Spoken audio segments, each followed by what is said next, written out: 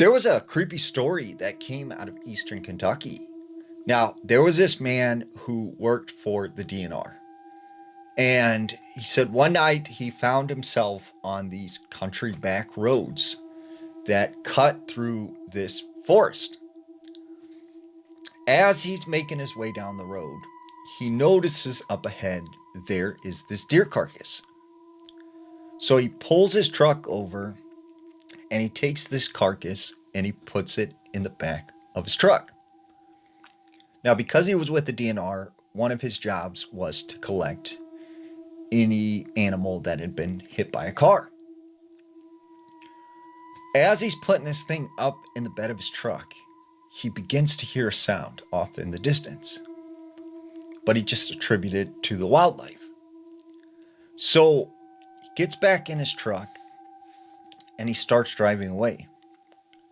But all of a sudden, he feels the bed of the truck just go down, as if something heavy had fell into it.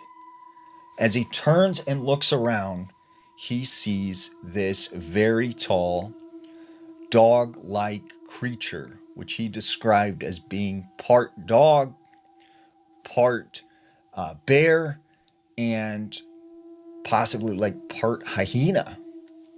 And he had never seen anything like this before. And he said it stood straight up on two legs. It grabs the deer carcass and it takes off into the woods. So he speeds off. And at the time, he thinks this is just some sort of animal. A couple days later, he finds himself driving on the same stretch of highway.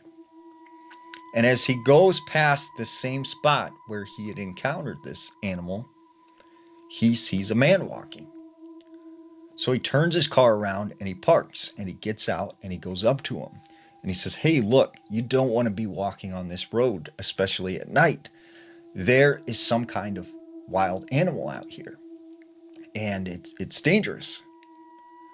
And the whole time he's talking to this guy, he just has a grin on his face.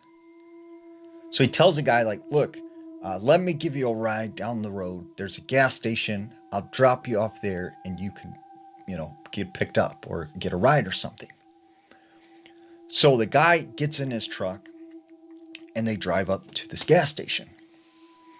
So the guy gets out and he's going to lead this guy inside to talk to the gas station attendant. But he said this guy that he'd picked up comes around the side of the truck and he comes over to him and he gets really, really close. And he started to sniff him like a dog. So he pushes this guy away and it's kind of like, what are you doing? Like, what do you think? I just gave you a ride. I'm trying to help you out and you do that. The guy turns around and takes off running. So he thinks, okay, that was crazy. So he gets in his truck and he goes home. Later that night, he's in bed. He awakes to the sound of something messing with the front door. And he can hear the handle jiggling. So he goes and he grabs his sidearm. And he gets the phone. He calls the police. And as he waits in his bedroom for this intruder to come into the home, 15 minutes pass. And it goes quiet. And whoever it was, it seemed like they left.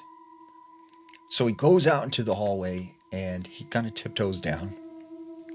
And he gets to the living room. He notices the front door is open.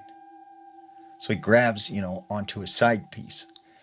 And he hears this sound in the other room, like something is scrummaging through this bedroom. And just then, the police show up. And you can hear the police saying, "Come out with your hands up in the air." And whatever this was, it booked it out of the bedroom and it flew right out of the front door. And it looked exactly like the thing he had seen 3 days prior. And so when he goes out and talks to the police and he's like, "You've seen that, right? Like that was not any known animal we see around here." However, the police were adamant that it was just a bear. And as he started to think about it more, he realized this thing tracked him back to his house.